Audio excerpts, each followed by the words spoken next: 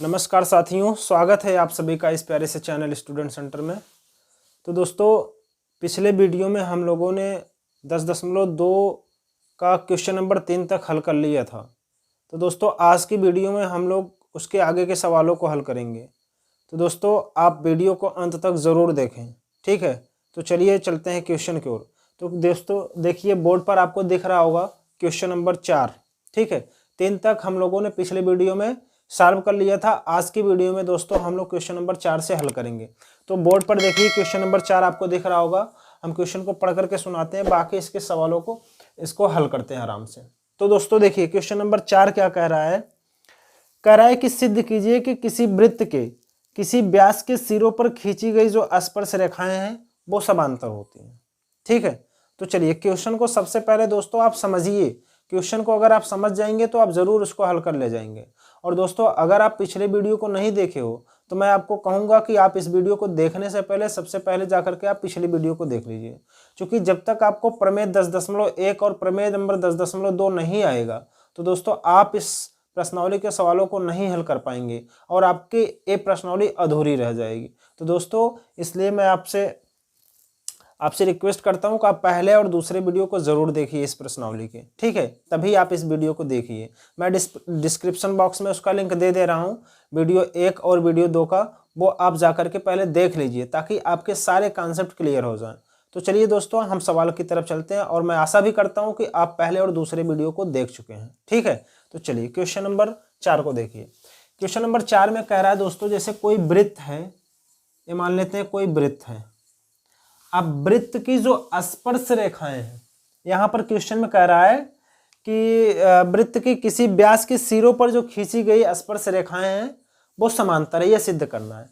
व्यास क्या होता है दोस्तों? जीवा जो केंद्र से होकर के जाती है। ये देखिए, ये हो गया। इसके सिरों पर जो स्पर्श रेखाएं खींची गई हैं, ये स्पर्श रेखाएं हैं। हमें सिद्ध करना है कि ये दोनों स्पर्श रेखाएं एक दूसरे के समांतर है, ठीक है दोस्तों। तो हम इसका नामकरण कर देते हैं। मान लेते हैं ये है AB और ये है CD, ठीक है। और ये व्यास जिसका केंद्र O है, यहाँ पर हम मान लेते हैं जो कटान बिंदु है X और Y, ठीक है। ये AB और CD स्पर्श रेखाएं हैं किसी वृत्त के, और ये जो XY है इस वृत्त का व्यास है। वृत्त का व्यास है तो इधर भी त्रिज्या R रही होगी, इधर भी त्रिज्या R रही होगी, ठीक है।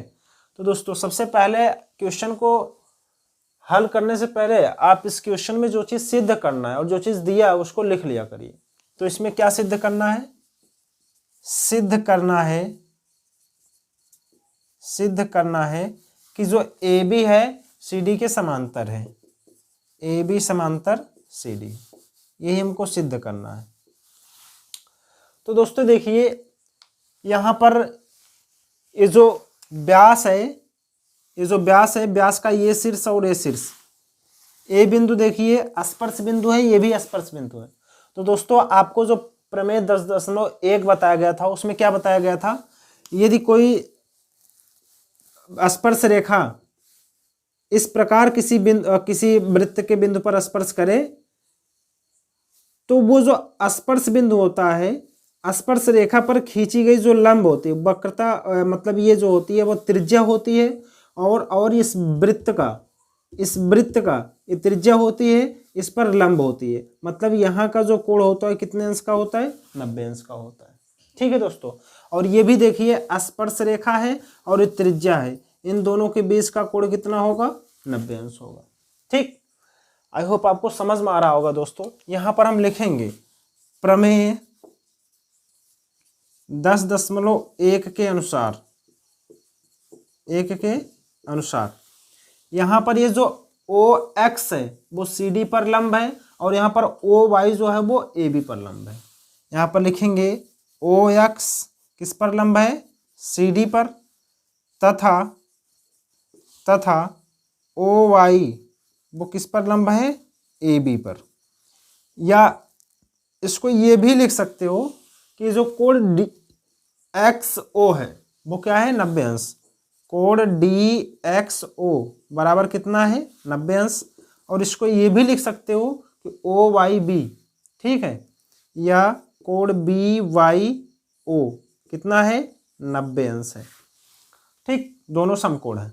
तो दोस्तों यहां पर देखिए जब दो रेखाएं समांतर हो और एक सीधी रेखा हो, अगर यहाँ का ये जो कोण है, ये जो कोण है, ठीक है, जो सीधी रेखा है इन दोनों समांतर रेखाओं को काट रही है, अगर इन दोनों के अंदर के कोण, ये जो अंतः आसन्न कोण बोले जाते हैं, ये दोनों कोण अगर 180, जिसको संपूरक बोलते हैं, 180 अंश आ जाते हैं, तो ये दोनों रेखाएं आपस में क्या होती हैं, समांतर होती हैं, ठीक है। तो यहाँ पर लिखेंगे चूंकि कोण डी एक्स ओ प्लस कोण बी वाई ओ बराबर 90 प्लस 90 बराबर कितना आ रहा है दोस्तों, 180 अंश आ रहा है ना। तो यहां पर लिखेंगे हम क्या लिखेंगे, चूंकि ये जो वृत्त है, वृत्त की स्पर्श रेखा, वृत्त की स्पर्श रेखा ए बी तथा सी डी के स्पर्श बिंदु एक्स तथा वाई पर बना अंतः आसन्न कोण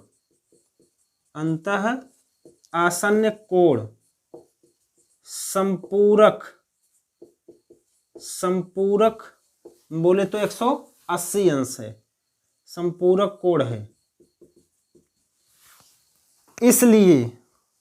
इसलिए दोस्तों ये जो स्पर्श रेखा, इसलिए स्पर्श रेखा ए बी तथा सी डी एक दूसरे के समांतर है, एक दूसरे के समांतर है, ठीक है, यही हमें प्रूफ करना था। आई होप आपको समझ में आ गया होगा दोस्तों, बहुत ही सिंपल क्वेश्चन है, केवल आपको समझना है। एक बार फिर से समझ लीजिए, ये जो स्पर्श रेखाएं हैं ये व्यास है, स्पर्श रेखा पर डाला गया जो लंब है वो त्रिज्या है, ठीक है। यहाँ पर कितने अंश का कोण बनाएगा, 90 अंश की, हमने प्रमेय 10.1 में बता रखा है, और ये भी त्रिज्या है, यह स्पर्श रेखा है, यह स्पर्श बिंदु है, स्पर्श बिंदु पर यहाँ पर 90 अंश का कोण, यहाँ पर भी 90 अंश का कोण, इन दोनों कोणों को जोड़ दिए तो हमें कितना मिल रहा है, 180। जब इन दोनों कोणों को जोड़ने पर 180 मिल जाए तो ये जो रेखाएं होती हैं समांतर होती हैं, ठीक है दोस्तों। चलिए, आई होप आपको समझ में आ गया होगा। अब चलते हैं हम नेक्स्ट क्वेश्चन की ओर, क्वेश्चन नंबर 5। क्वेश्चन नंबर 5 को देखिए दोस्तों, सभी लोग क्वेश्चन नंबर 5 को एक बार पढ़ेंगे और समझेंगे, ठीक है। देखिए क्वेश्चन नंबर 5 क्या कह रहा है, सभी लोग बोर्ड पर देखें, यहाँ पर स्क्रीन पर आपको दिख रहा होगा। क्वेश्चन नंबर 5 क्या कह रहा है कि सिद्ध कीजिए कि स्पर्श बिंदु से स्पर्श रेखा पर खींचा गया लंब वृत्त के केंद्र से होकर के जाता है। ये भी बहुत ही इंपॉर्टेंट क्वेश्चन है दोस्तों। यहाँ पर देखिए क्या कह रहा है कि कोई वृत्त है और वृत्त पर कोई स्पर्श रेखा है, ये मान लेते हैं स्पर्श रेखा है, ये कोई वृत्त है, ये वृत्त की स्पर्श रेखा है, मान लेते हैं स्पर्श रेखा ए बी है। जो स्पर्श बिंदु है, स्पर्श रेखा पर जो खींचा गया लंब है, ये सिद्ध करना है कि वो वृत्त के केंद्र से होकर के जाता है। मान लेते हैं ये जो बिंदु है P है, ये Q है, ये बिंदु O है जो वक्रता केंद्र है, ठीक है, जो इस वृत्त का केंद्र है। समझ में आया दोस्तों। अब हमें ये सिद्ध करना है, क्या सिद्ध करना है, सिद्ध करना है कि जो ये AB पर जो लंब है वो वक्रता केंद्र, मतलब ये वो केंद्र से होकर के जा रही है, ठीक है, ये जो वृत्त है वृत्त के केंद्र से होकर के जा रही है।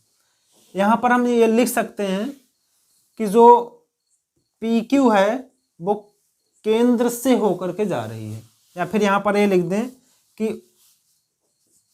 PQ AB पर लंब है, या हम ये कह सकते हैं कि जो भुजा PQ है वो केंद्र ओ से होकर जा रही है।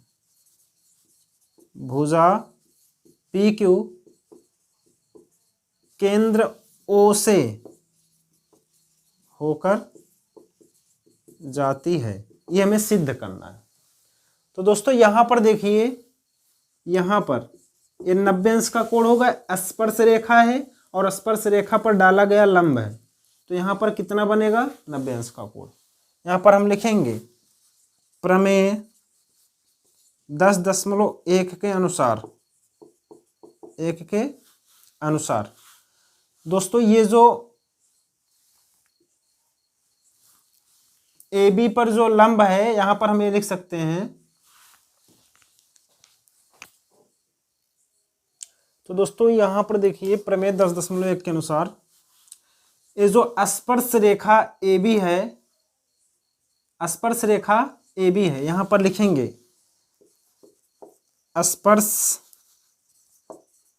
स्पर्श रेखा ए बी पर डाला गया लंब पी क्यू, भुजा पी क्यू, यहां पर लिखेंगे भुजा पी क्यू, जिसमें केंद्र ओ समाहित है। ठीक है दोस्तों, इसमें केंद्र ओ समाहित है।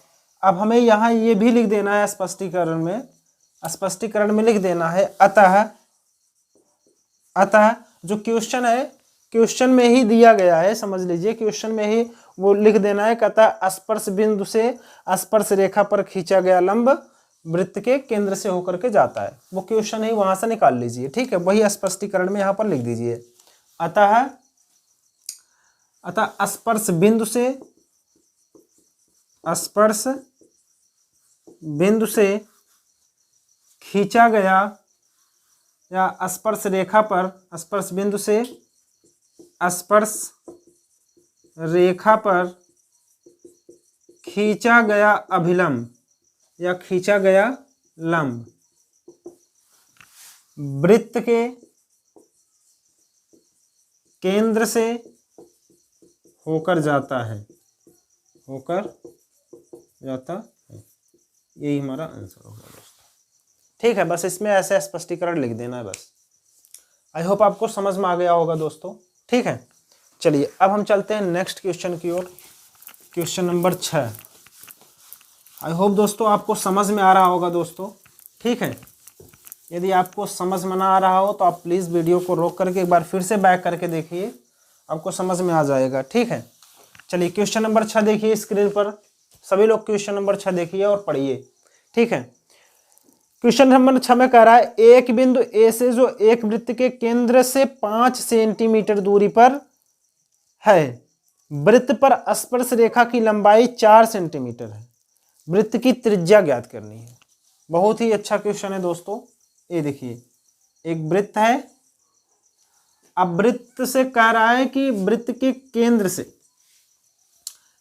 केंद्र से 5 सेंटीमीटर की दूरी पर, ये मान लेते हैं 5 सेंटीमीटर की दूरी पर, 5 सेंटीमीटर की दूरी पर कोई बिंदु है। ठीक है, ये 5 सेंटीमीटर की दूरी पर है कोई बिंदु। अब कह रहा है इस बिंदु से जो स्पर्श रेखा की लंबाई है वो 4 सेंटीमीटर है। इस बिंदु से जो स्पर्श रेखा की लंबाई है वो 4 सेंटीमीटर है। यहाँ पर है स्पर्श बिंदु, ये 4 सेंटीमीटर स्पर्श रेखा की लंबाई दिया है।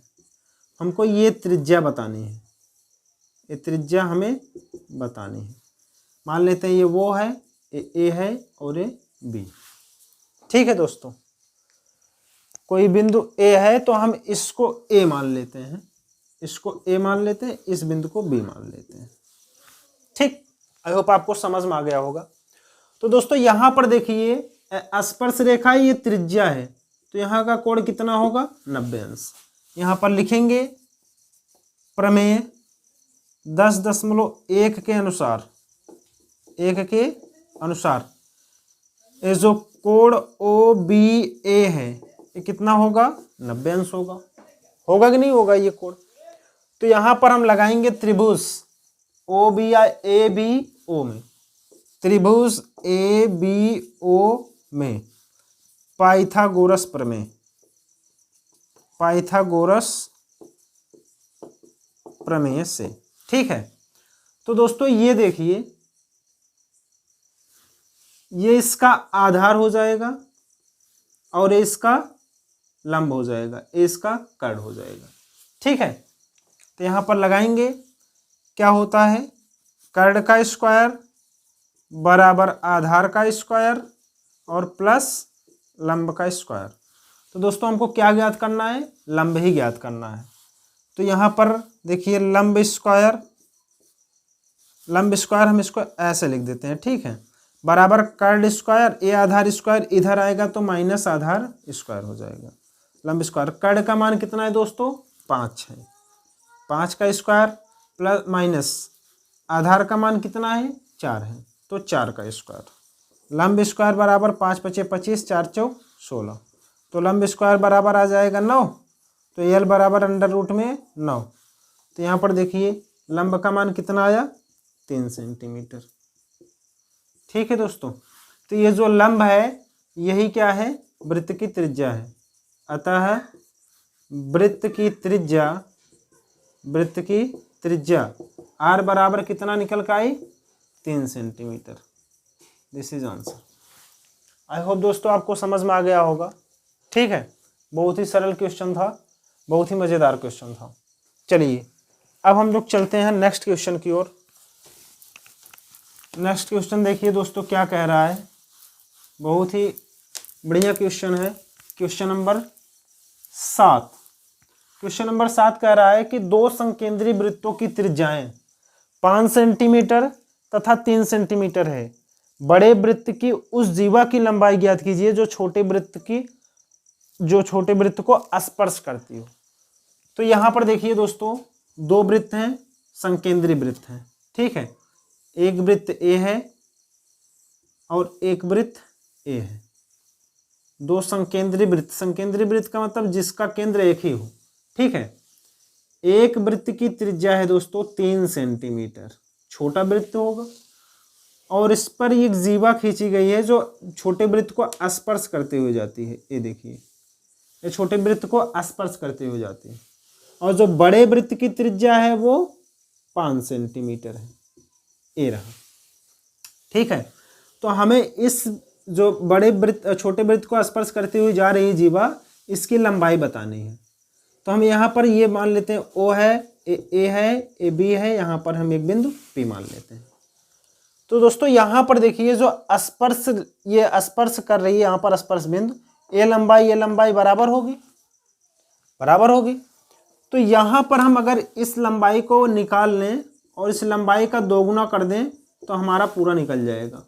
ठीक है, अगर ये x है तो ए भी x ही रहा होगा ना।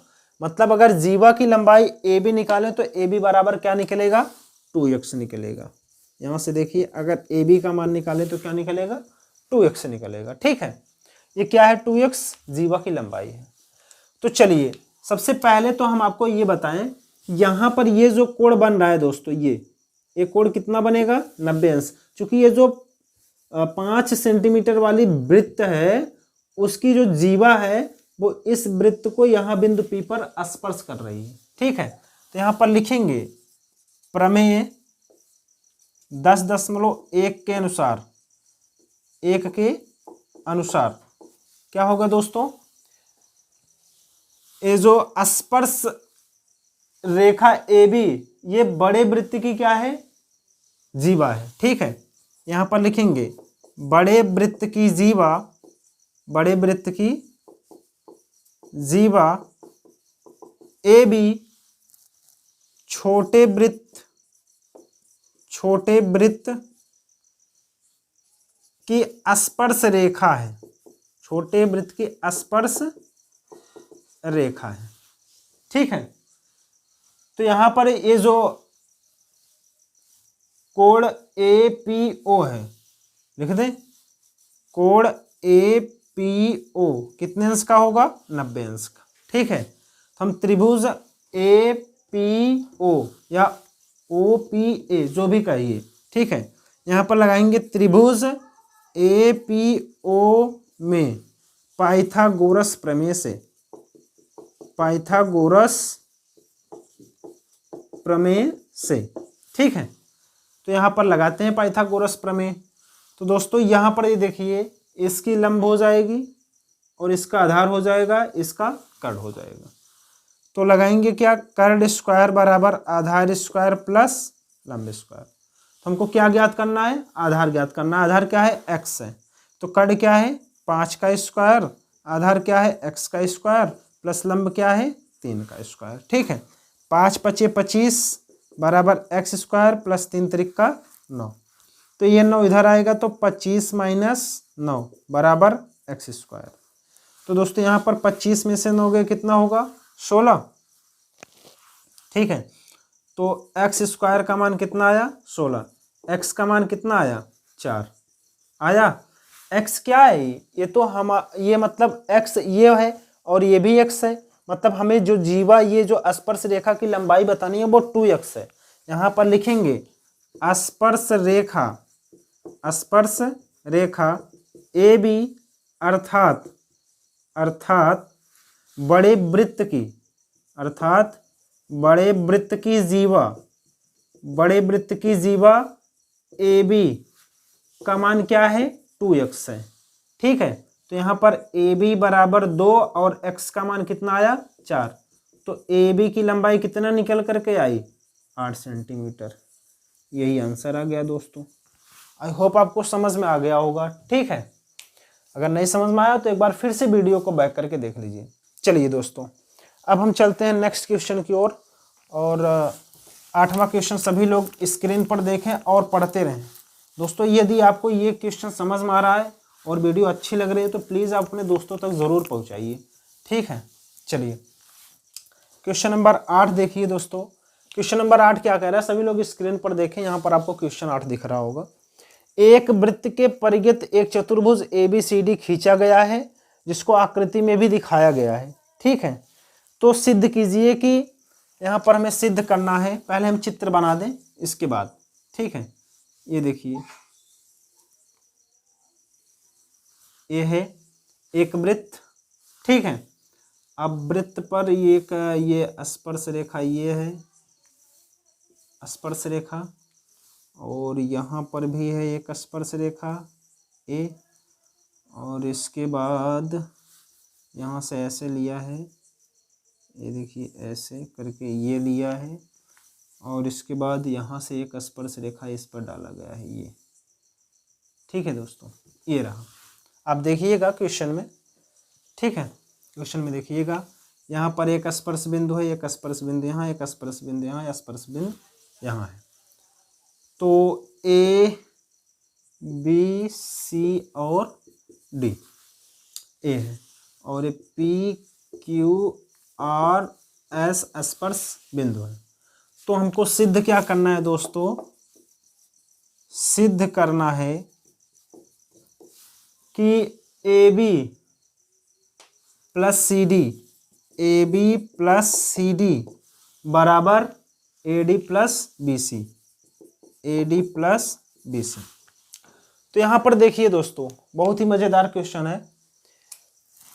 ए जो बिंदु है, ए जो बिंदु है, ए जो बिंदु है, ए जो बिंदु है, ए बी सी और डी, ये देखिए इस वृत्त का बाह्य बिंदु है, इस वृत्त का बाह्य बिंदु ए भी है, ए भी है, ए भी है और ए भी है ना।